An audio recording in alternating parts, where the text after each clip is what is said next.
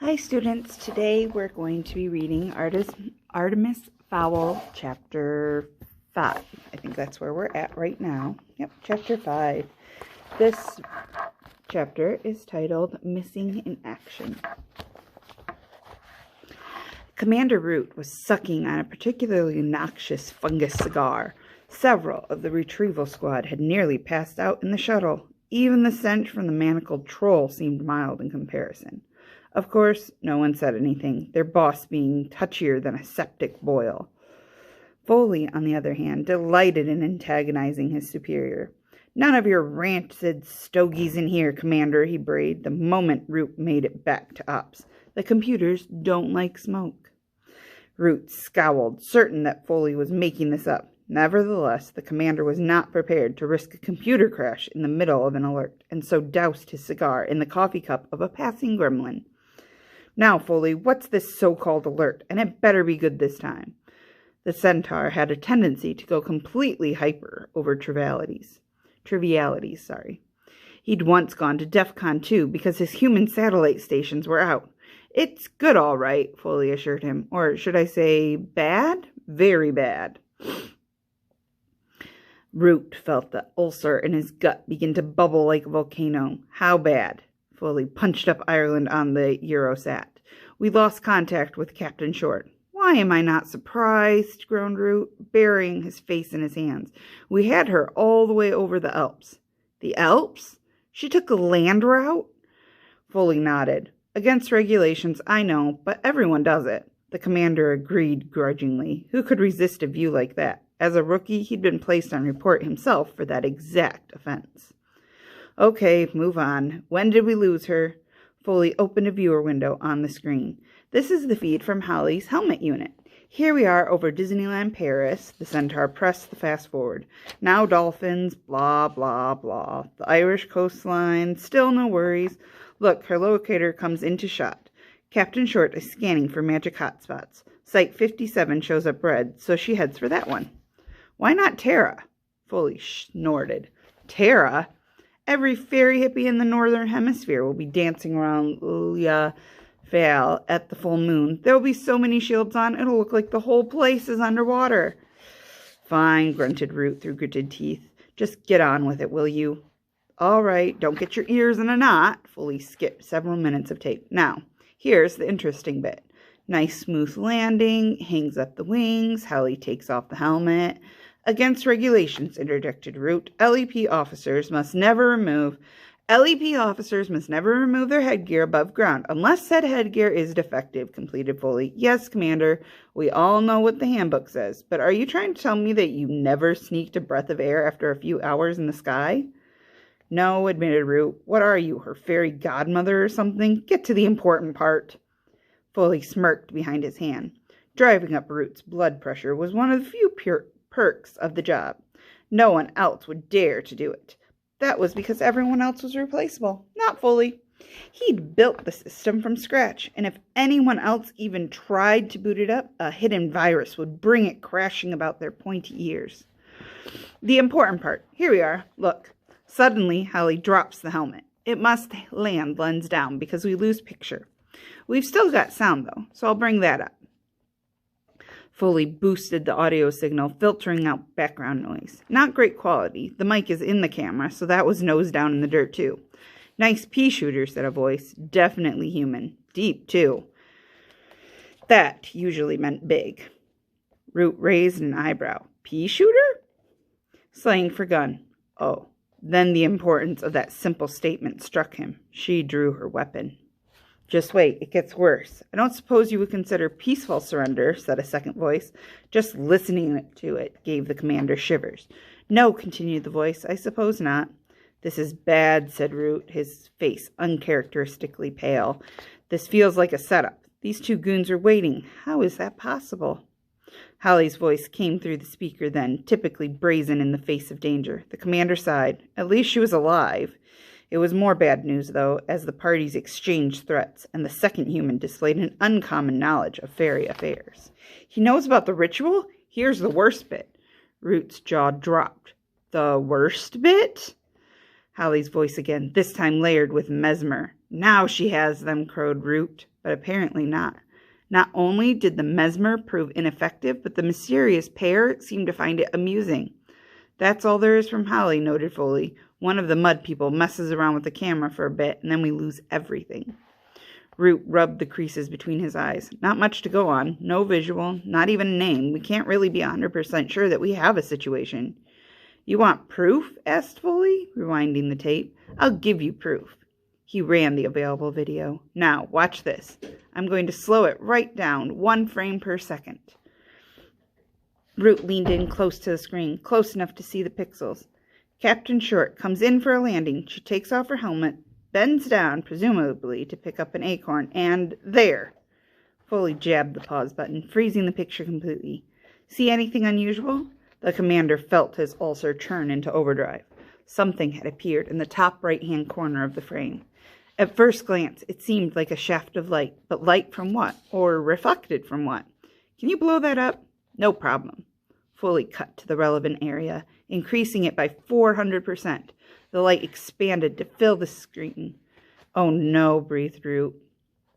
There, on the monitor before them, in frozen suspension, was a hypodermic dart. There could be no doubt. Captain Holly Short was missing in action, most probably dead, but at the very least held captive by a hostile force. Tell me we still have the locator. Yep, strong signal, moving north at about 80 clicks an hour. Root was silent for a moment, formulating his strategy. Go to full alert and get retrieval out of their bunks and back down here. Prep them for a surface shot. I want full tactical and a couple of techies. You too, Foley. We may have to stop time on this one. 10-4, Commander. You want recon in on this? Root nodded. You bet. I'll call in Captain Vane. He's our number 1. Oh no, said Root. For a job like this, we need our very best. And that's me. I'm reactivating myself. Foley was so amazed he couldn't even formulate a smart comment. Yes, Foley, don't act so surprised. I have more successful recons under my belt than any officer in history. Plus, I did my basic training in Ireland back in the Top Hat and Shillelagh days. Yes, but that was 500 years ago, and you were no spring bud then, not to put too fine a point on it. Root smiled dangerously. Don't worry, Foley. I'm still running red hot, and I'll make up for my age with a really big gun. Now get a pod ready. I'm leaving on the next flare. Foley did what he was told without a single quip. When the commander got that glint in his eyes, you hopped to and kept your mouth shut. But there was another reason for Foley's silent compliance. It had just hit him that Holly could be in real trouble. Centaurs don't make many friends, and Foley was worried he might lose one of the few he had. Artemis had anticipated some technological advances, but nothing like the treasure trove of fairy hardware spread out on the four-wheel drive's dashboard. Impressive, he murmured. We could abort this mission right now and still make a fortune in patents. Artemis ran a handheld scanner bar over the unconscious elf's wristband. He then fed the fairy characters into his power book translator.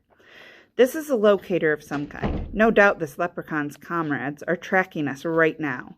Butler swallowed. Right now, sir? It would seem so, or at any rate, they're tracking the locator. Artemis stopped speaking suddenly, his eyes losing focus as the electricity in his cranium sparked off another brainwave. Butler? The manservant felt his pulse quicken. He knew that tone. Something was afoot.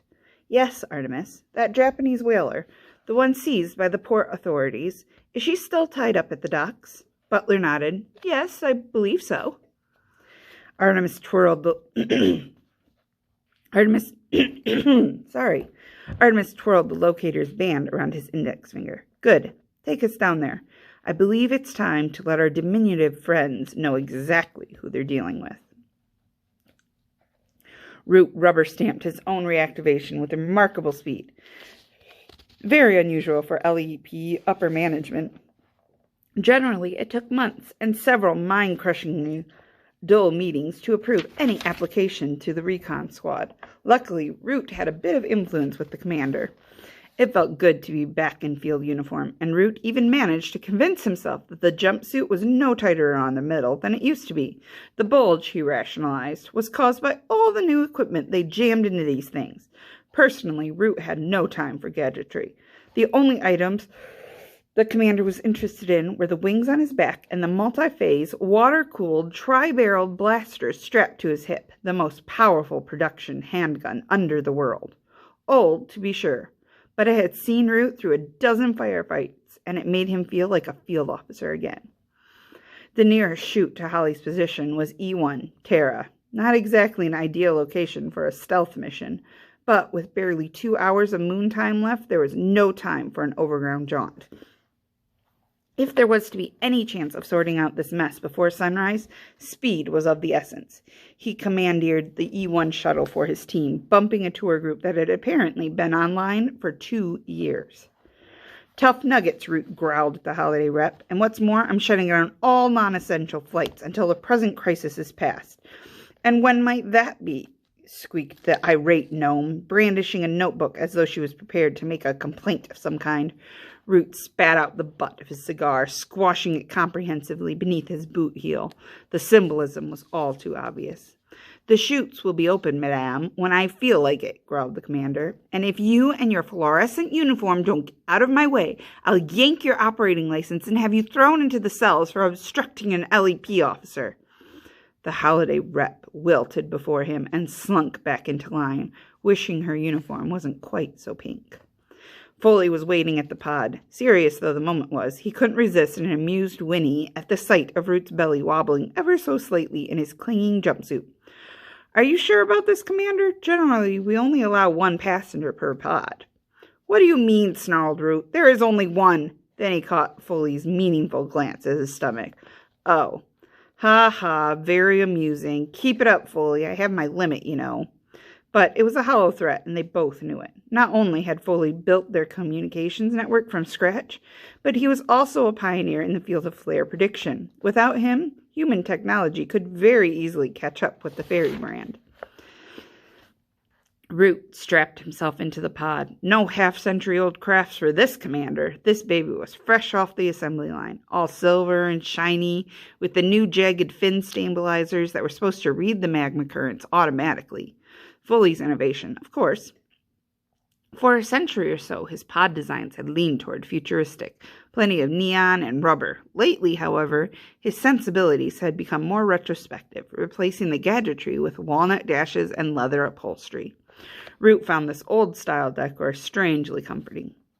He wrapped his fingers around the joysticks and suddenly realized just how long it had been since he had ridden the hotshots. Foley noticed his discomfort. Don't worry, Chief, he said without the usual cynicism. It's like riding a unicorn. You never forget. Root grunted, unconvinced. Let's get the show on the road, he muttered, before I change my mind. Foley hauled the door across until the suction ring took hold, sealing the portal with a pneumatic hiss. Root's face took on a green hue through the quartz pane. He didn't look too scary anymore. Quite the opposite, in fact. Artemis was performing a little field surgery on the ferry locator. It was no mean feat to alter some of the dimensions without destroying the mechanisms. The technologies were most definitely incompatible. Imagine trying to perform open-heart surgery with a sledgehammer. The first problem was opening the cursed thing. The screwheads defied both flathead and Phillips screwdrivers. Even Artemis's extensive set of Allen wrenches were unable to find purchase in the tiny grooves. Think futuristic, Artemis told himself. Think advanced technology. It came to him after a few moments of silent contemplation.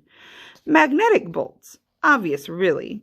But how to construct a revolving magnetic field in the back of a four-wheel drive? Impossible! The only thing for it was to chase the screws around manually with a domestic magnet. Artemis hunted the small magnet from its niche in the toolbox and applied both poles to the tiny screws. The negative side wiggled them slightly. It was enough to give Artemis some room to maneuver with needle-nose pliers, and he soon had the locator's panel disassembled before him. The circuitry was minute, and not a sign of a solder bead. They must use another form of binder. Perhaps if he had time, the principles of this device could be unraveled. But for now, he would have to improvise. He would have to He would have to rely on the inattention of others, and if the people were anything like humans, they saw what they wanted to see. Artemis held the locator's face up to the cab's light. It was translucent, slightly polarized, but good enough. He nudged a slew of tiny, shimmering wires aside, inserting a buttonhole camera in the space. He secured the pea-sized transmitter with a dab of silicone. Crude, but effective, hopefully.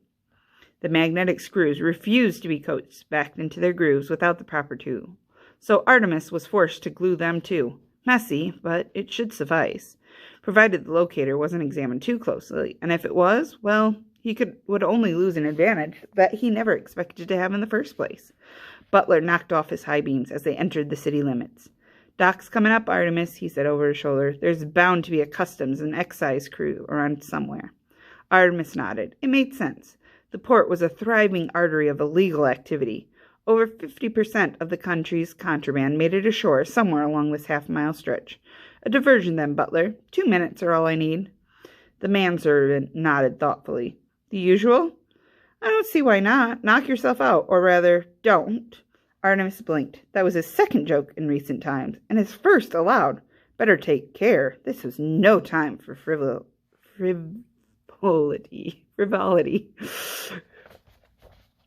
The dockers were rolling cigarettes. It wasn't easy with fingers the size of lead bars, but they managed. And if a few strands of brown tobacco dropped to the rough flagstones, what of it? The pouches were available by the carton from a little man who didn't bother adding government tax to his prices. Butler strolled over to the men, his eyes shadowed beneath the brim of a watch cap. "Cold night," he said to the assembled group. No one replied. Policemen came in all shapes and sizes. The big stranger persevered. "Even work is better than standing around on a frosty one like tonight." One of the workmen, a bit soft in the head, couldn't help nodding in agreement. A comrade drove an elbow into his ribs. "Still, though," continued the newcomer, "I don't suppose you girls ever did a decent day's work in your lives." Again, there was no reply, but this time it was because the dockers' mouths were hanging open and amazing.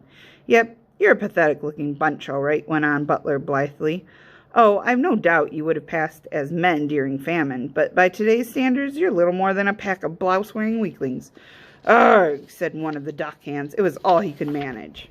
Butler raised an eyebrow. "Arg? Pathetic and inarticulate. Nice combination. Your mothers must be so proud." The stranger had crossed the sacred line. He had mentioned the men's mothers. Nothing could get him out of a beating now, not even the fact that he was obviously a simpleton, albeit a simpleton with good vocabulary. The men stamped out their cigarettes and spread slowly into a semicircle. It was 6 against 1. You had to feel sorry for them. Butler wasn't finished yet. "Now, before we get into anything, ladies, no scratching, no spitting, and no tattling to Mummy." It was the last straw. The men howled and attacked as one. If they had been paying any attention to their adversary in that moment before contact, they might have noticed he shifted his weight to lower his center of gravity. They might also have seen that the hands he drew out of his pockets were the size and approximate shape of spades. But no one was paying attention to Butler, too busy watching their comrades, making sure they weren't alone in the assault. The thing about a diversion is that it has to be diverting, big, crude, not Butler's style at all. He would have preferred to take these gentlemen out from 500 feet with a dart rifle. Failing that, if contact was absolutely necessary, a series of thumb jabs to the nerve cluster at the base of the neck would be his chosen modus operandi. Quiet as a whisper. But that would be defeating the purpose of the exercise. And so Butler went against his training, screaming like a demon and utilizing the most vulgar of combat actions. Vulgar they may have been, but that's not to say they weren't effective. Perhaps a Shaolin priest could have anticipated some of the more exaggerated movements, but these men were hardly trained adversaries. In fairness, they weren't even completely sober. Butler dropped to the first with a roundhouse punch. 2 more had their heads clapped together cartoon style. The fourth was, to Butler's eternal shame, dispatched with a spinning kick. But the most ostentatious was saved for the last pair. The manservant rolled on his back, caught them by the collars of their donkey jackets, and flipped them into the Dublin harbor. Big splashes, plenty of whaling, perfect. 2 headlights poked from the black shadow of a cargo container, and a government saloon screeched along the quay. As anticipated, a customs and excise team on the stakeout. Butler grinned with grim satisfaction and ducked around the corner. He was long gone before the agents had flipped their badges or begun inquiries. Not that their interrogations would yield much. Big as a house was hardly an adequate description to track him down. By the time Butler reached the car, Artemis had already returned from his mission. "Well done, old friend," he commented, "although I'm certain your martial arts sensei is turning in his grave. A spinning kick? How could you?" Butler bit his tongue, reversing the four-wheel drive off the wooden works. As he crossed the overpass, he couldn't resist glancing down at the chaos he had created. The government men were hauling a sodden docker from the polluted waters. Artemis had needed this diversion for something, but Butler knew there was no point in asking what. His employer did not share his plans with anyone until he thought the time was right.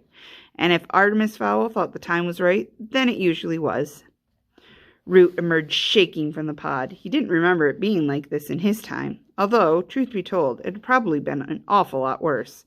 Back in the shillelagh days, there were no fancy polymer harnesses, no auto thrusters, and certainly no external monitors. It was just gut instinct and a touch of enchantment. In some ways, Root preferred it like that. Science was taking the magic out of everything. He stumbled down the tunnel into the terminal. As the number one preferred destination, Terra had a fully fledged passenger lounge. 6 shuttles a week came in from Haven City alone. Not on the flares, of course. Paying tourists didn't like to be jostled around quite that much. Unless, of course, they were on an illegal jaunt to Disneyland. The ferry fort was crammed with full moon overnighters complaining about the shuttle suspensions. A beleaguered Sprite. I know there's a different way to say that. I can't remember it right this second, though. A beleaguered Sprite was sheltering behind her ticket desk, besieged by angry gremlins. "There's no point hexing me," squealed the Sprite. "There's the elf you want right there." She pointed a quivering green finger at the approaching commander. The gremlin mob turned on Root, and when they saw the triple-barreled blaster on his hip, they kept right on turning. Root grabbed the microphone from behind the desk and hauled it out to the extent of its cable. "Now hear this," he growled, his gravelly tones echoing around the terminal. "This is Commander Root of the LEP. We have a serious situation above ground, and I would appreciate cooperation from all you civilians. First, I would like you all to stop your yapping so I can hear myself think." Root paused to make certain his wishes were being respected. They were. "Secondly, I would like every single one of you, including those squalling infants, to sit down on the courtesy benches until I've gone on my way. Then you can get back to griping or stuffing your faces or whatever else it is that civilians do." No one had ever accused Root of political correctness. No one was ever likely to either. "And I want whoever's in charge to get over here. Now!" Root tossed the stand onto the desk. A blare of whistling feedback grated on every eardrum in the building. Within fractions of a second, an out-of-breath elf-goblin hybrid was bobbing at his elbows. "Anything we can do, Commander?" Root nodded, twisting a thick cigar into the hole beneath his nose. "I want you to open a tunnel straight through this place. I don't want to be bothered by customs or immigration. Start moving everybody below after my boys get here." The shuttleport director swallowed. "Everybody?" "Yes, that includes terminal personnel. And take everything you can carry. Full evacuations." He stopped and glared into the director's mauve eyes. "This is not a drill." "You mean—" "Yes," said Root, continuing down the access ramp. "The mud people have committed an overtly hostile act. Who knows where this is going?" The elf-goblin combo watched as Root disappeared in a cloud of cigar smoke. An overtly hostile act? It could mean war. He punched in his accountant's number on his mobile. "Bark? Yes, this is Nimbus. I want you to sell all my shares in the shuttleport. Yes, all of them. I have a hunch the price is about to take a severe dive." Captain Holly Short felt as though a sucker slug was drawing her brain out through her earhole. She tried to figure out what could possibly have caused such agony, but her faculties didn't stretch to memory just yet. Breathing and lying down were about all she could manage. Time to attempt a word, something short and pertinent. Help, she decided, would be the one to go for. She took a trembling breath and opened her mouth. Said her treacherous lips. No good. Incomprehensible, even by drunken gnome's standards. What was going on here? She was flat on her back, with no more strength in her body than a damp tunnel root. What could have done this to her? Holly concentrated, skirting the edge of blinding pain. The troll? Was that it? Had the troll mauled her in that restaurant? That would explain a lot, but no. She seemed to remember something about the old country and the ritual, and there was something digging into her ankle. Hello? A voice, not hers, not even Elfin. You awake, then? One of the European languages. Latin. No, English. She was in England? I thought the dart might have killed you. Aliens' insides are different from ours. I saw that on television. Gibberish? Aliens' insides? What was the creature talking about? You look fit, like Muchacho Maria. She's a Mexican midget wrestler. Holly groaned. Her gift of tongues must be on the blink. Time to see exactly what kind of craziness she was dealing with here. Focusing all her strength at the front of her head, Holly cracked open one eye. She closed it again almost immediately. There appeared to be a giant blonde fly staring down at her. Don't be scared, said the fly. Just sunglasses. Holly opened both eyes this time. The creature was tapping a silver eye. No, not an eye, a lens, a mirrored lens.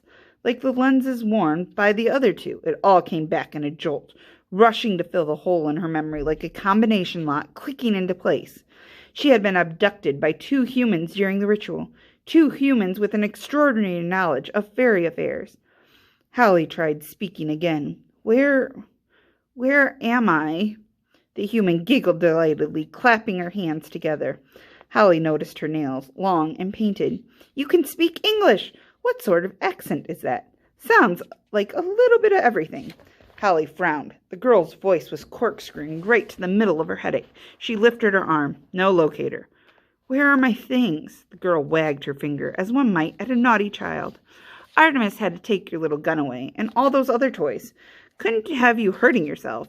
Artemis Fowl. This was all his idea. Everything is always his idea. Holly frowned. Artemis Fowl. For some reason, even the name made her shiver. It was a bad omen. Fairy intuition was never wrong. They'll come for me, you know, she said, her voice rasping through dry lips. You don't know what you've done.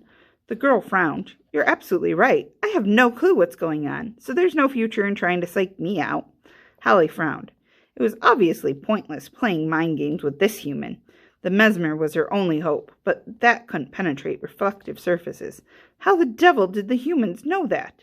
That could be worked out later. For now, she had to figure a way to separate this vacuous girl from her mirrored sunglasses. You are a pretty human, she said, voice dripping with honeyed flattery. Why, thank you, Holly. I was in the local paper once. I won a competition. Miss Sugar Beet Fair, 1999. I knew it. Natural beauty. I bet your eyes are spectacular. So everyone tells me, Juliet nodded. Lashes like clock springs. Holly sighed. If only I could see them. Why ever not? Juliet's fingers curled around the glass's stems. Then she hesitated. Maybe I shouldn't. Why not? Just for a second. I don't know. Artemis told me never to take these off. He'd never know. Juliet pointed to a view cam mounted on the wall. Oh, he'd find out. Artemis finds out about everything. She leaned in close to the fairy. Sometimes I think he can see inside my head, too. Holly frowned, foiled again by this Artemis creature. Juliet pretended to think about it. None, I suppose. Oh, sorry. Come on, 1 second. What harm could it do? Juliet pretended to think about it. None, I suppose. Unless, of course, you're hoping to nail me with the mesmer. Just how stupid do you think I am? I have another idea, said Holly, her tone altogether more serious. Why don't I get up, knock you out, and take those stupid glasses off? Juliet laughed delightedly, as if this was the most ridiculous thing she had ever heard. Good one, fairy girl. I'm deadly serious, human. Well, if you're serious, sighed Juliet, reaching a delicate finger behind her lenses to wipe away a tear. 2 reasons. 1, Artemis said that while you're in a human dwelling, you have to do what we want, and I want you to stay on that cot. Holly closed her eyes. Right again. Where did this group get their information? And 2, Juliet smiled again, but this time there was a hint of her brother in those teeth. 2, because I went through the same training as Butler, and I've been dying for somebody to practice my pile driver on. We'll see about that, human, thought Holly. Captain Short wasn't 100% yet, and there was also the small matter of the thing digging into her ankle. She thought she knew what it could be, and if she was right, then it could be the beginnings of the plan. Commander Root had Holly's locator frequency keyed into his helmet face screen. It took Root longer than expected to reach Dublin. The modern wing rigs were more complicated than he was used to. Plus, he'd neglected to take a refresher courses. At the right altitude, he could almost superimpose the luminous map on his visor over the actual Dublin streets below him. Almost. "Fully, you pompous centaur," he barked into his mouthpiece. "Problem, boss man?" came the tinny reply. "Problem? You can say that again. When was the last time you updated the Dublin files?" Root could hear sucking noises in his ear. It sounded as though Foley was having lunch. "Sorry, Commander. Just finishing off this carrot. Dublin. Let's see. 1875. I thought so. This place is completely different. The humans have even managed to change the shape of the coastline." Foley was silent for a moment. Root could just imagine him wrestling with the problem. The centaur did not like to be told that any part of his system was out of date. "Okay," he said at last. "Here's what I'm going to do. We have a scope on a satellite TV bird with a footprint in Ireland." "I see," muttered Root, which was basically a lie. "I'm going to email last week's sweep direct to your visor. Luckily, there's a video card in all the new helmets. Luckily. The tricky bit will be to coordinate your flight pattern with the video feed." Root had had enough. "How long, Foley?" 2 minutes, give or take." "Give or take what?" "About 10 years if my calculations are off." "They'd better not be off, then. I'll hover until we know." 124 seconds later, Root's black and white blueprints faded out to be replaced by full-color daylight imaging. When Root moved, it moved, and Holly's locator beacon dot moved too. "Impressive," said Root. "What was that, Commander?" "I said impressive," shouted Root. "No need to get a swelled head." The commander heard the sound of a room full of laughter and realized that Foley had him on the speakers. Everyone had heard him complimenting the centaur's work. There would be no talking to him for at least a month, but it was worth it. The video he was receiving now was bang up to date. If Captain Short was being held in a building, the computer would be able to give him 3D blueprints instantly. It was foolproof. Except, Foley, the beacon's gone offshore. What's going on? "Boat or ship, sir? I'd say at a guess." Root cursed himself for not thinking of it. They'd be having a big laugh in the Situation Room. Of course it was a ship. Root dropped 100 feet until its shadowy outline loomed through the mist. A whaler by the looks of it. Technology may have changed over the century, but there was still nothing like a harpoon to slaughter the world's largest mammal. "Captain Short is in there somewhere, Foley, below decks. What can you give me?" "Nothing, sir. It's not a permanent fixture. By the time we've run down her registration, it'd be way too late." "What about thermal imaging?" "No, Commander. That hull must be at least 50 years old. Very high lead content. We can't even penetrate the first layer. I'm afraid you're on your own." Root shook his head. "After all the billions we poured into your department, remind me to slash your budget when I get back." "Yes, sir," came the reply, sullen for once. Foley did not like budget jokes. "Just have the retrieval squad on full alert. I may need them at a moment's notice." "I will, sir." "You'd better. Over and out." Root was on his own. Truth be told, that was the way he liked it. No science, no uppity centaur whinnying in his ear, just a fairy, his wits, and maybe a touch of magic. Root tilted his polymer wings, hugging the underside of a fog bank. There is no need to be careful. With his shield activated, he was invisible to the human eye. Even on stealth-sensitive radar, he would be no more than a barely perceptible distortion. The commander swooped low to the gunwales. It was an ugly craft, this one. The smell of death and pain lingered in the blood-swabbed decks. Many noble creatures had died here, died and been dissected for a few bars of soap and some heating oil. Root shook his head. Humans were such barbarians. Holly's beeper was flashing urgently now. She was close by, very close. Somewhere within a 200-foot radius was the hopefully still-breathing form of Captain Short. But without blueprints, he would have to navigate the belly of the ship unaided. Root alighted gently on the deck, his boots adhering slightly to the mixture of dried soap and blubber coating the steel surface.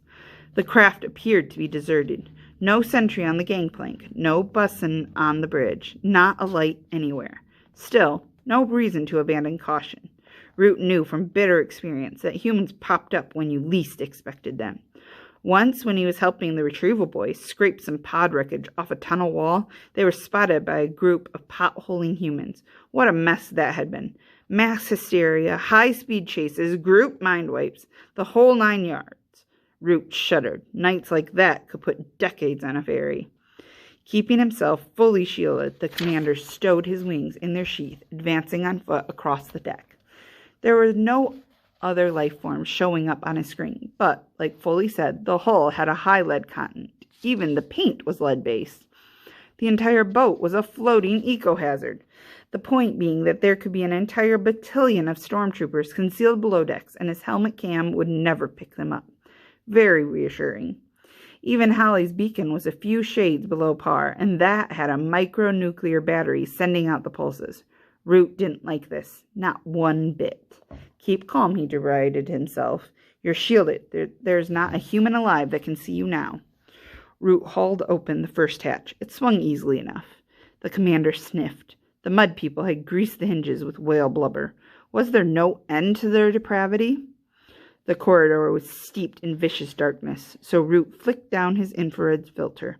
Okay, so sometimes technology did come in handy, but he wouldn't be telling Foley that. The maze of pipes and grilling before him was immediately illuminated with an unnatural red light. Minutes later, he was regretting even thinking something nice about the Centaur's technology. The infrared filter was messing with his depth perception, and he'd whacked his head on 2 protruding U-bends so far. Still, no sign of life, human or fairy. Plenty of animal, mostly rodents. And when you're just topping 3 feet in height yourself, a good-sized rat can be a real threat, especially since rats are one of the few breeds that can see straight through a fairy shield. Root unstrapped his blaster and set it to level 3, or medium rare, as the elves in the locker room called it. He sent one of the rats scurrying away with a smoking behind as a warning to the rest. Nothing fatal, just enough to teach him not to look sideways at a fairy in a hurry again. Root picked up his pace. This place was ideal for an ambush. He was virtually blind with his back to the only exit, a recon nightmare. If one of his own men had pulled a stunt like this, he'd have their stripes for it. But desperate times required judicious risk-taking. That was the essence of command. He ignored several doors to either side, following the beacon. 10 feet now, a steel hatch sealed the corridor, and Captain Short, or her corpse, lay on the other side of it. Root put his shoulder to the door. It swung open without protest. Bad news. If a live creature were being held captive, the hatch would have been locked. The commander flicked the blaster's power level to 5 and advanced to the hole. His weapon hummed softly. There was enough power on tap now to vaporize a bull elephant with a single blast. No sign of Halley. No sign of anything much. Rated storage bay. Glittering stalactites hung from the maze of piping. Root's breath fanned before him in icy clouds. How would that look to a human? Disembodied breathing. Ah, said a familiar voice. We have a visitor. Root dropped to one knee, leveling the handgun at the voice's source.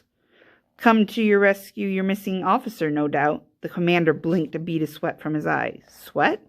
At this temperature? Well, I'm afraid you've come to the wrong place. The voice was tinny, artificial, amplified. Root checked his locator for life signs. There were none, not in this chamber at any rate. He was being monitored somehow. Was there a camera here somewhere, concealed in the maze of overhead plumbing that could penetrate the fairy shield? Where are you? Show yourself. The human chuckled. It echoed unnaturally around the vast hold. Oh no, not yet, my fairy friend, but soon enough. And believe me, when I do, you'll wish I hadn't. Root followed the voice. Keep the human talking. What do you want? What do I want? Again, you will know soon enough. There was a low crate in the center of the hold. On it sat an attaché case. The case was open. Why bring me here at all? Root poked the case with his pistol. Nothing happened. I brought you here for a demonstration. The commander leaned over the open container. Inside, in snug foam packing, were a flat vacuum-packed package and a triple-band VHF transmitter. Resting on the top was Holly's locator. Root groaned. Holly wouldn't willingly give up her equipment. No LEP officer would. What sort of demonstration, you demented freak? Again that cold chuckle. A demonstration of my utter commitment to my goals. Root should have started to worry about his own health then, but he was too busy worrying about Holly's. If you've harmed one tip of my officer's pointy ears... Your officer? Oh, we have management. How privileged. All the better to make my point. Alarm bells went off in Root's head. Your point? The voice emanating from the aluminum speaker grid was as serious as a nuclear winter. My point, little ferryman, is that I am not someone to be trifled with. Now, if you would please observe the package. The commander dully observed. It was a nondescript enough shape, flat like a slab of putty, or, oh no, beneath the sealant a red light flicked on. Fly, little fairy, said the voice, and tell your friends Artemis Fowl II says hello. Beside the red light, green symbols began to click through a routine. Root recognized them from his human studies class back in the academy. They were numbers, going backward. A countdown. Diavart, growled Root. There was no point in translating that word, as it would have been censored. He turned and fled up the corridor, Artemis Fowl's mocking tones carrying down the metal funnel. 3, said the human. 2, Diavart, repeated Root. The corridor seemed much longer now. A sliver of starry sky peeked through a wedge of open door. Root activated his wings. This would take some fancy flying. The hummingbird's span was barely narrower than the ship's corridor. 1. Sparks flew as the electronic wings scraped a protruding pipe. Root cartwheeled, righting himself at Mach 1. 0, said the voice. Boom! Inside the vacuum-packed package, a detonator sparked, igniting a kilogram of pure Semtex. The white-hot reaction devoured the surrounding oxygen in a nanosecond and surged down the path of least resistance, which was, of course, immediately after LEP Commander Root. Root dropped his visor, opening the throttle to maximum. The door was just a few feet away now. It was just a matter of second of what reached it first, the fairy or the fireball. He made it, barely. He could feel the explosion rattling his torso as he threw himself into a reverse loop. Flames latched onto his jumpsuit, licking along his legs. Root continued his maneuver, crashing directly into the icy water. He broke the surface, swearing. Above him, the whaler had been totally consumed by noxious flames. "Commander," came a voice in his earpiece. It was Foley. He was back in range. "Commander, what's your status?" Root lifted free of the water's grip. "My status," Foley, "is extremely annoyed.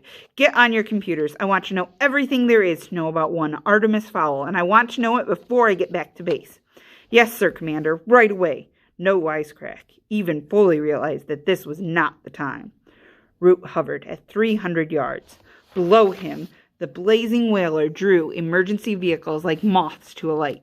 He dusted charred threads from his elbows. There will be reckoning for this Artemis Fowl, he vowed. Count on it. And that is the end of Chapter 5.